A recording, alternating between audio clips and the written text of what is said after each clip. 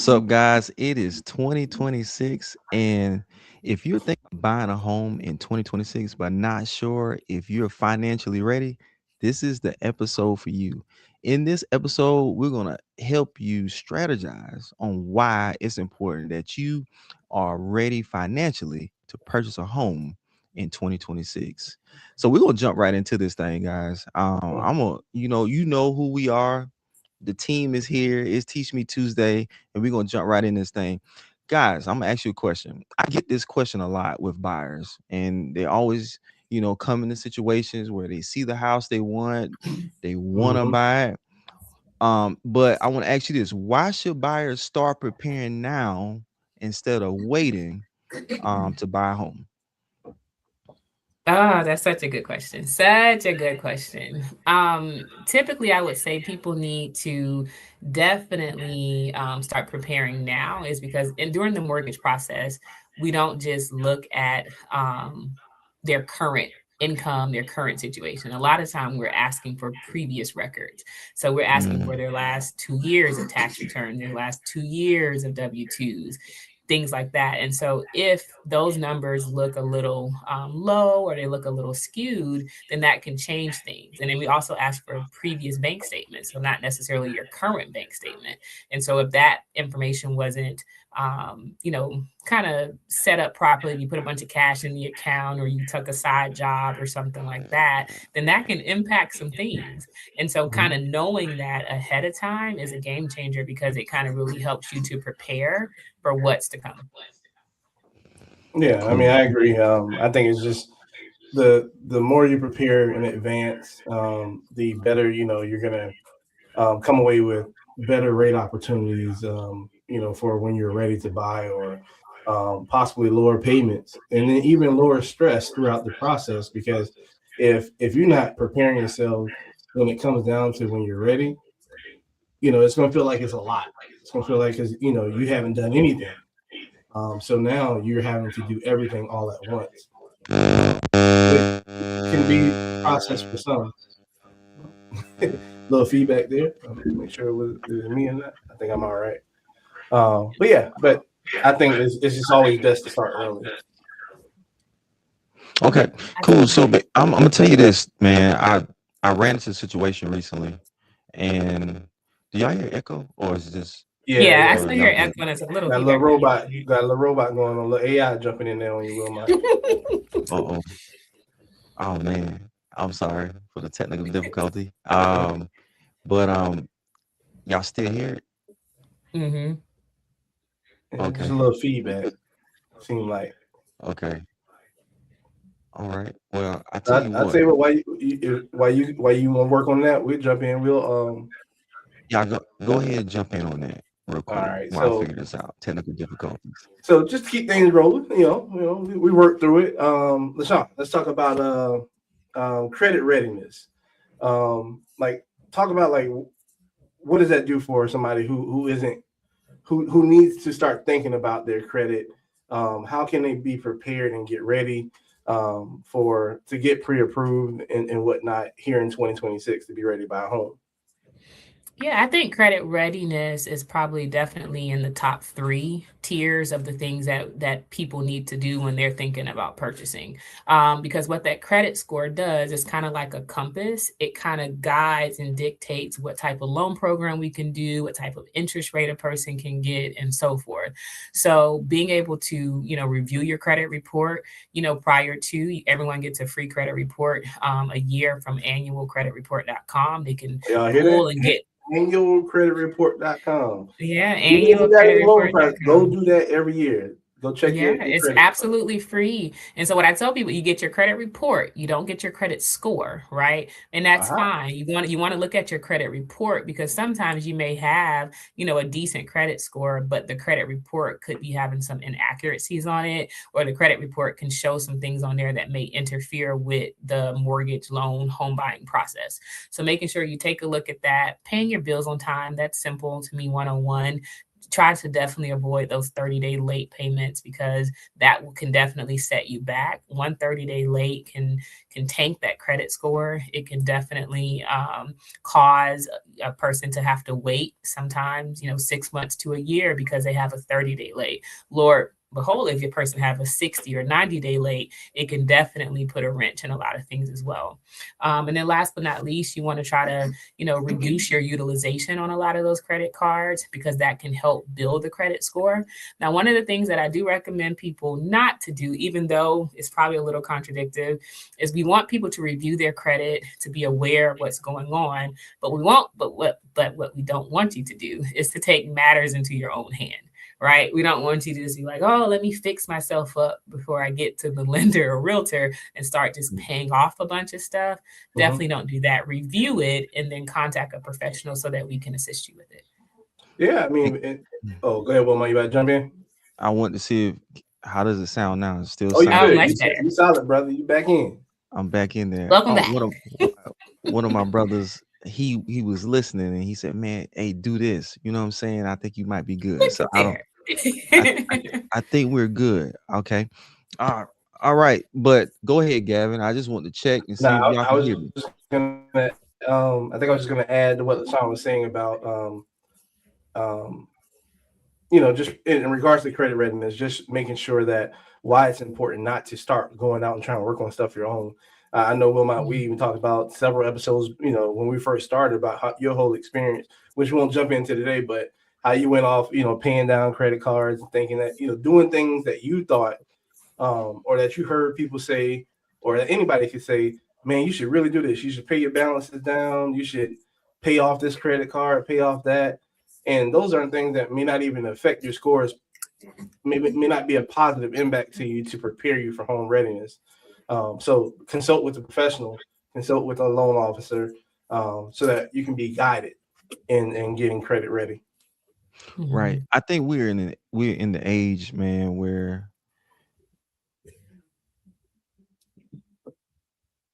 we want to go to AI.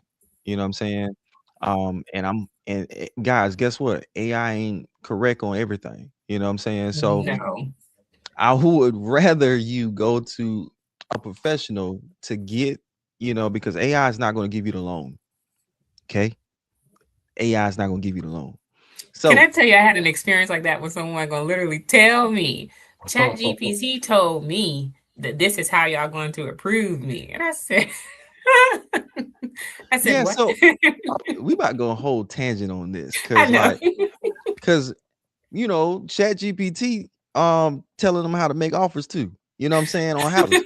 So Oh, wow. I said, well, tell Chat to sell your house too. You know what I'm saying? So but I just think I think we have to really understand like how to utilize that tool because it's a Mhm. great tool. Don't get me wrong. It It is. is amazing. It is awesome, but it can't tell you everything.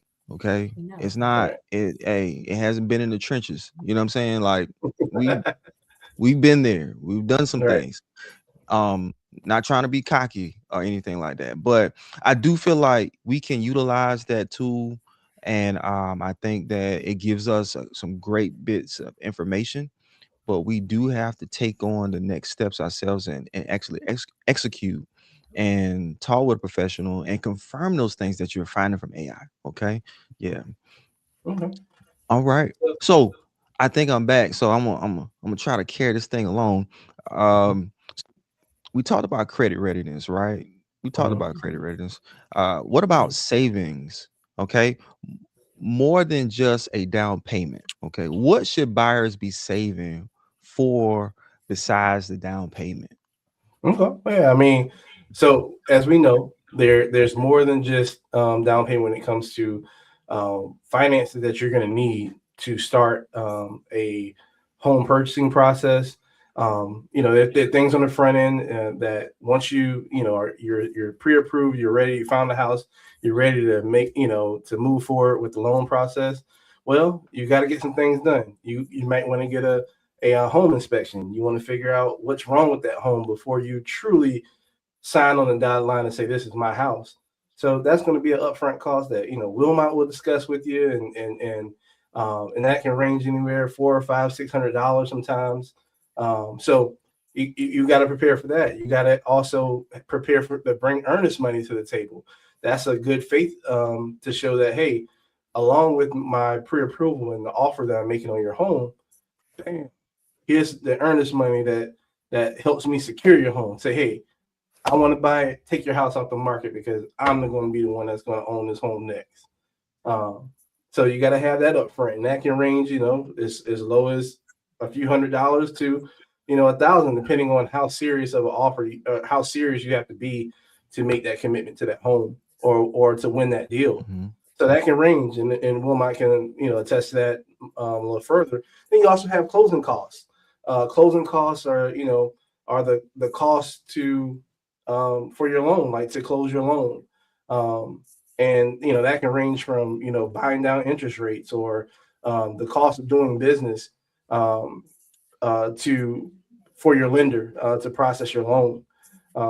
And there's a So, lot of Gavin, let me involved in ask that. you real quick before you, as you going off listing all these things, just in general, what would you say if a person wanted to get started, not Mhm. not considering down payment and things like that, just kind of money to get started? I'm pretty sure people ask you that, Wilmot, like how much money do I need just to get started? What's Mhm. a roundabout figure would you say on average a person needs just to get started?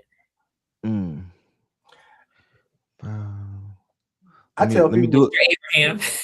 No, no. I mean, in my mind, first number come to my mind, I would say, you just want GPT. It's Chat GPT, right? I would say $10,000. Like we can try and figure out how to work. If you got $10,000 to come to the table, we can work around different programs and whatnot to possibly, make you become a homeowner. It's very reasonable for someone who comes to the table with $10,000. If you have other things that we can go in alignment to help you, but 10,000, I do think 10,000 is a little high. Now it's definitely realistic. I'm not gonna it's lie. realistic. I think it's definitely realistic because sometimes you just don't know. I think if a person starts off with 10,000, they're definitely in a good position to buy. So I don't want people to get like too alarmed, like, oh my gosh, I'm at $10,000 Mhm. again. So I would say, especially depending on your credit, because credit plays a big piece in that. Um, and then also, I would say it also depends on the loan program if you're doing any type of first time home buyer or whatever. I think a good rule of thumb, a person can get away with 3 to 5 thousand. If a person had anywhere between $3 to 5 thousand, that's a great start, Yeah, especially if you're talking about covering earnest money, home inspections, appraisals, and so forth. The loan doesn't cover any of that stuff. And so if a person had access to at least between that 3 to 5 thousand, that they would be in a great position to continue. yeah, no, I agree. Looks like Wilmot froze. I don't know if he. It's funny. He got the sour face. I But know. he'll jump back in as soon as he gets his situation straight there. Um, Mhm. but yeah, EJ, I know Chat GPT told you 1,500, but maybe we can make that work. Not to say Yeah. that's a wrong It's figure. not impossible. It's not impossible because I mean we do have people who come to the table with just hundreds of dollars, They get and money they're back. still We have going to buy a situation home, people get money back too. get money back. So I it's told them. yeah, So it's definitely possible. All right, so let's kind of before we have to wrap up for today, we're almost at our time. Let's go into number 4, debt management. I think that's a good one when it comes to how does debt affect your home affordability. I definitely think over the since I would say since COVID, what I have noticed just when doing people loans, a lot of people have gotten themselves in a lot more debt mhm. lately. A lot of people are a lot more debt heavy than they used to be. They're spending a lot more on credit cards because the cost of things are so much higher. So one of the things that what is something, Gavin, that you would recommend when it comes to debt management? How would you say that impact this process? Yeah, I mean, I think you want to pay down high interest debt, Mhm. especially credit cards and personal loans. Mhm. Um, Now you did you know, say you, pay down, not pay off, yeah, because pay down, not pay off. But again, as always, consult with your loan professional consult with first. a professional. Yes. Absolutely, absolutely. Because when you pay those things down, it can significantly improve your debt to income ratio and increase your buying power. Your buying power is what you can afford, how much you get approved for. So doing those things to manage the debt that you currently have, because your goal is to free, if first of all, get an assessment of where you are, because some people are already in a good position. Even you may carry um, a lot of credit card debt, or you may carry some car, different car payments in your name. But if you make the income to offset that, then guess what? You don't need Chat GBT would have me jacked up. But if you are able to offset that with your income that you already make, and get the approved for the purchase price that you want to be at, then guess what? You don't have to do any of that additional debt management. But it's for those who are getting an initial assessment. They're not approved for where they want to be at, or what they can, or what homes are going for in the area that they want to live in, and they're trying to increase their buying power. Now we're in the process. Okay, well, this is what you need to do. You need to get this refinance out of your name, or you need um, to to pay this off, so that we can eliminate having to use that in your debt to income calculation, or you need to increase your income, and that you can do that, finding a new job, or adding a cosign or co-borrower, but not to go too far in the weeds there. But that's all the things that we can do to help manage the current debt that you have, to prepare you and increase your buying power in 2026. That's some really good stuff. Really, really good stuff. All right. So I know we try to keep these to 15 minutes or less. So Yeah. we are beyond our time, but we'll definitely tackle this topic again sometime throughout the year. But just as we kick off the year, we know that a lot of people have New Year's resolutions of being a homeowner in 2026. And so we figured that knowing what you need to do and how to prepare financially is such a huge component in that. So guys, like always, if you guys have any questions regarding how to buy a house, definitely send us a direct message. You can call or text, email, go to our website and apply. You can find us on all social media platforms. And we'll definitely be back next week with another topic for you guys. So have a great day. Bye. Yep.